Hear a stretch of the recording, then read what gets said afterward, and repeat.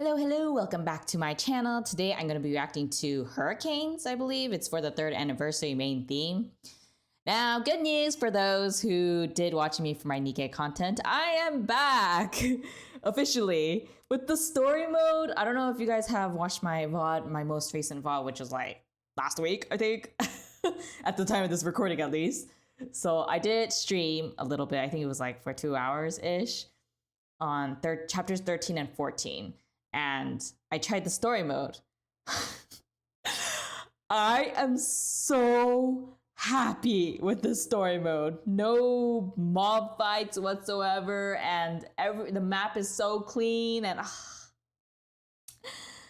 it's wonderful, okay? That's all I can say. So if you loved Nikke and you dropped it because of all the battles and the unnecessary amount of power that you need for your team, which is like, I think, for story mode, you only need 10,360 battle power, even for like most recent chapter stages.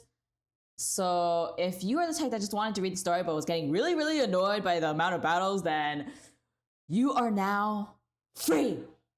You could just use story mode. Don't be ashamed. Just use it. It is so worth it. I am so glad. This is the best quality of life update I've ever seen for this game. I don't care about the other things. The quality of life is the best. I don't even care about the new units. Because of this quality of life update, I am now able to come back to this game happily. So you can expect me to stream a bit more and hopefully catch up.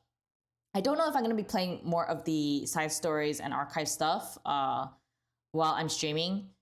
But I think what I want to do, and I'm going to be doing what I want, so I'm sorry if that pisses you guys off, especially for those that want me to experience it in order. I'm just going to go through the main story first. If I'm going to be honest, I'm bothered by the fact that I have to go through so many hoops and loops or whatever just to get all the information. I just want to get through the main story and then cover all the events and side story stuff. In the end, I'm going to remember everything that's happened, so whatever order it goes in, I don't think it matters that much in the long run. So just be aware of that. So if you're interested in watching me stream more Nikke, then be sure to follow on my Twitch or, subscribe and hit the notification bell or something around for YouTube. And seeing how people are enjoying my Nikke content still, I'll probably react more to it. I just don't know how many times or the cadence, so just know that I'll be like switching around like what I react to. But Nikke will be back on my channel because of the story mode. And someone did ask me to react to Hurricane, so if you have suggestions on what you want me to react to next, then be sure to comment down below, okay? Now, if you do enjoy my reaction after you support the original video and play the game if you are still not yet back, then be sure to comment, like, and subscribe to my channel after, okay? Now, let us listen to this.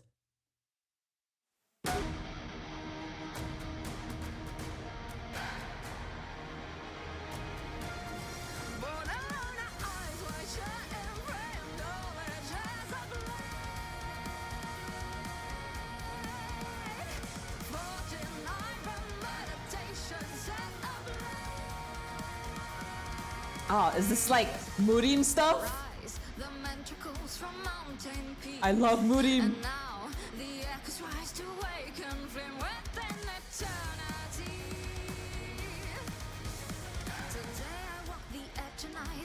I like the inking.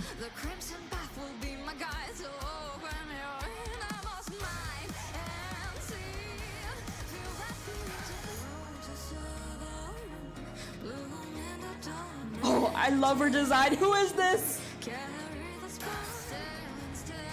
Was she a 3rd anniversary banner? I can't remember seeing someone like her.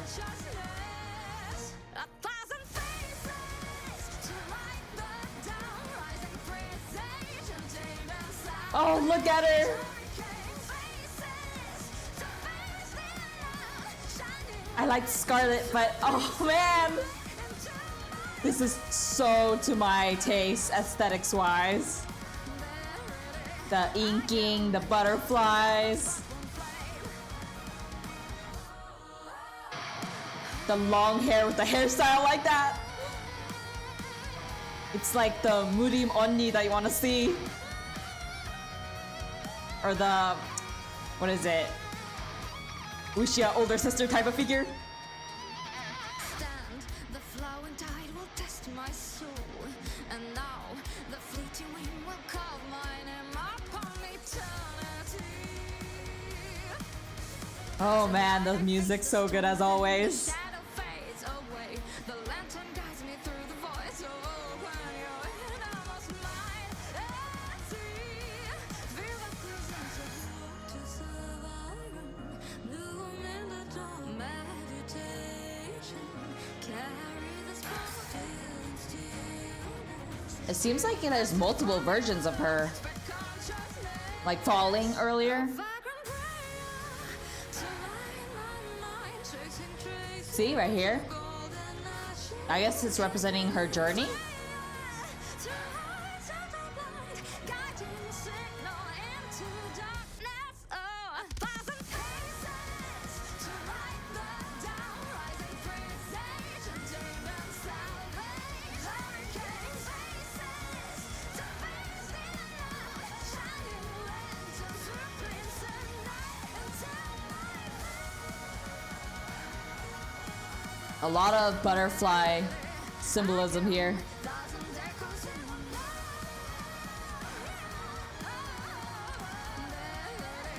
I am thousand embers but one flame. Okay, assuming there's nothing much okay at the end. So I do want to give a little bit more context. I did not play the anniversary event, and I do not intend to play the anniversary event until I get caught up. I'm dropping that right there, so stop telling me to play it.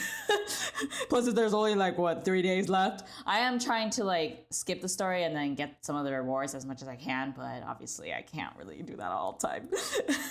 But I'm not gonna actually read the story until it gets archived, which hopefully by the time that happens, I'll be fully caught up.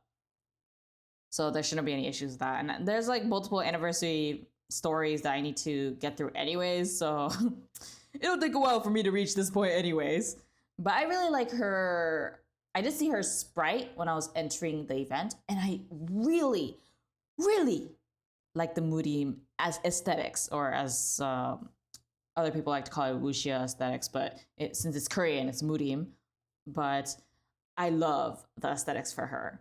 I think it might be my favorite. Like personality-wise, I like Anis the best. Okay, that's like no questions asked there. Korean Anis is my favorite when it comes to like sarcastic remarks, and the Japanese Anis is just great in general. English Anis is really good too. I like her voice; it fits really well. So Anis in general is just my favorite. But aesthetics-wise and looks-wise, I think this girl might be my favorite. I don't really know her name.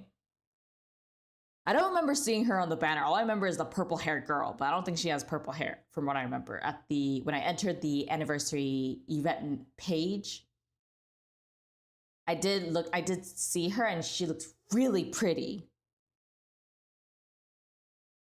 As I said earlier, she kind of reminds me of like those mudim oni type figures, or the mudim older sister figure type of person, and I like those types. So I do want to go through this. So it seems like, let me see. So it seems like the butterfly is a major theme, obviously, and I wasn't really looking at the lyrics. The problem is that for me, I try to just listen to and enjoy the music, but afterwards I do want to like look at the lyrics a bit more so I can fully understand what they were talking about. But let me see.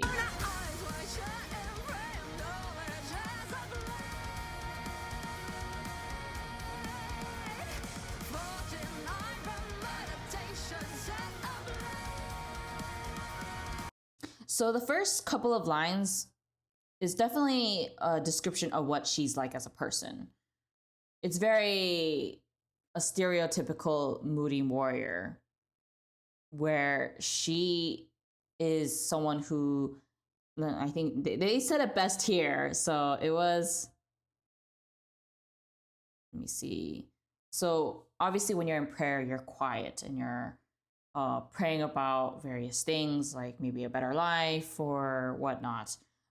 But either way, it's a peaceful time. You're very calm when you're praying for the most part.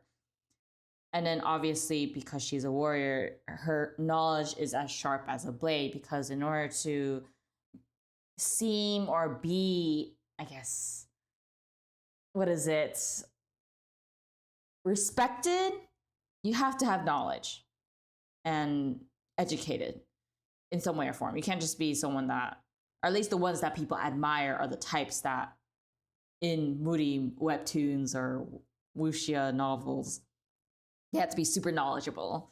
And those are the types that are most respected if they're as strong as how smart they are, essentially. And it seems like for her, she's the type who is very passionate, but she is like set in her ways. Like she knows what she wants to do and she's calm about it. She's not unsettled about anything because of that iron meditation that she probably does on a consistent basis.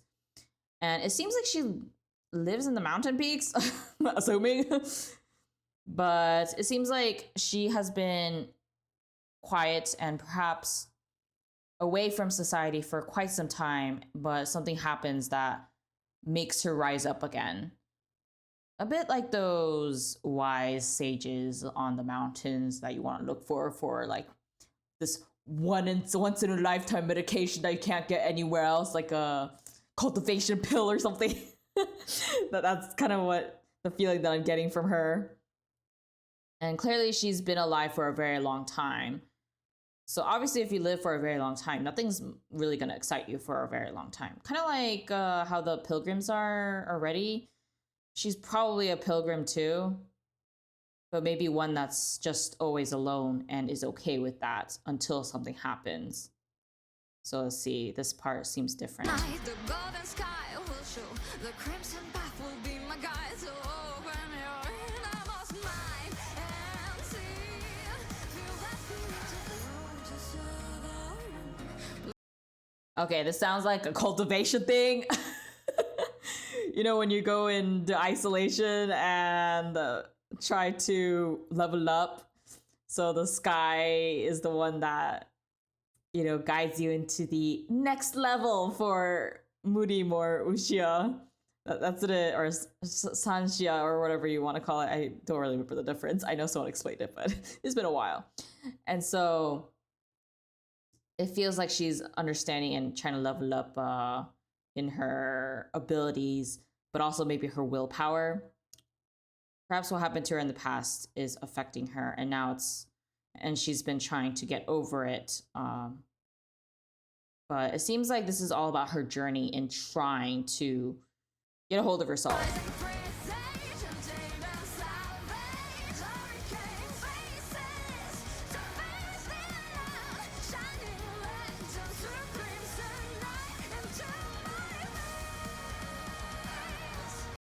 So I think one of the biggest things that you do see visually is the fact that everything's gray until it talks about trying to move forward in some way, or at least trying to level up in some way or form.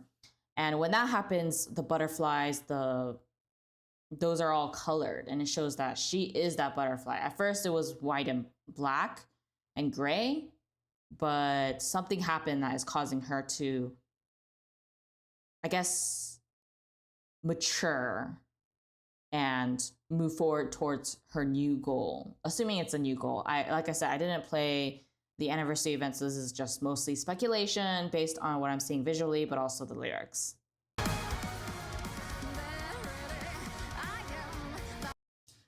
One thing I do find interesting is that I believe the beginning, let me just go back.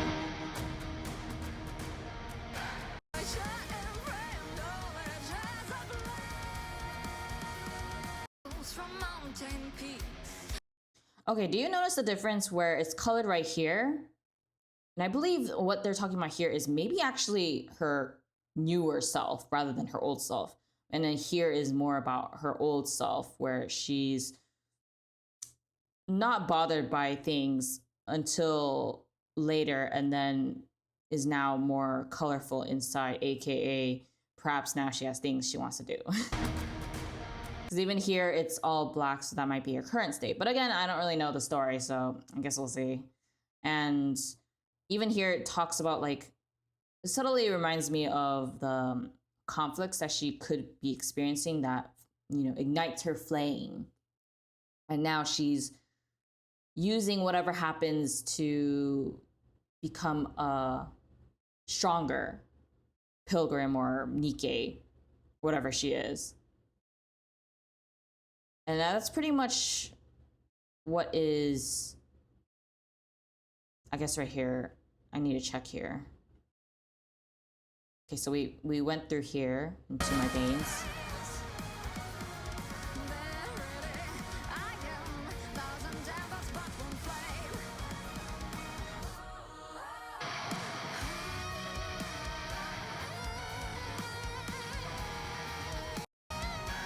We're gonna go forward.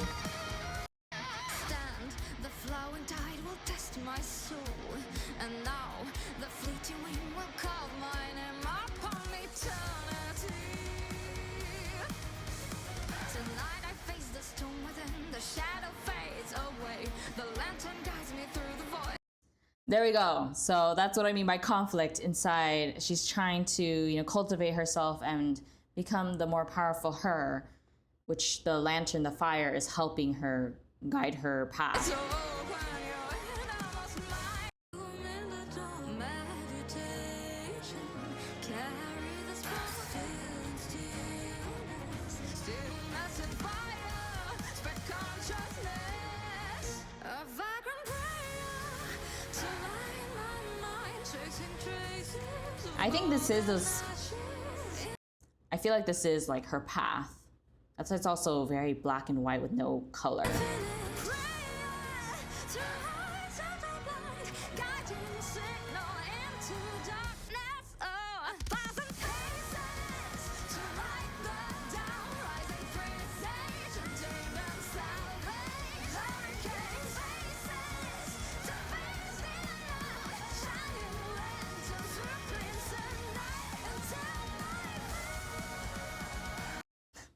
Okay, but that's pretty much what I gathered from the song itself, that she basically is becoming a hurricane.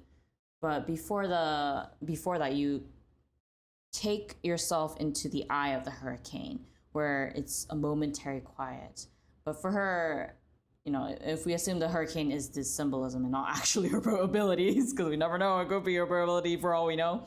But assuming that it's talking about her mental state, perhaps she was the eye of hurricane at one point, and then slowly it shows that she's truly like a hurricane, where everything gets destroyed in her path, and she's moving forward without having it affect her herself, and following the sun, the light, to guide her path. And I don't know if the crimson path is mostly referring to the destruction part, but it could be interpreted in many different ways. There's no color, red color in here either, which I find to be interesting, yet they talk about the red.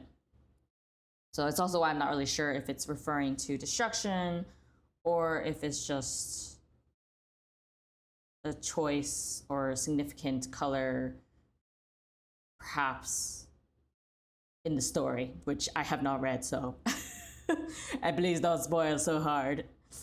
But in any case, if you enjoyed my reaction to this, then be sure to support the original video and of course play the game. And give this video a like, comment down below, subscribe and share. And I'll see you guys in the next one. Bye!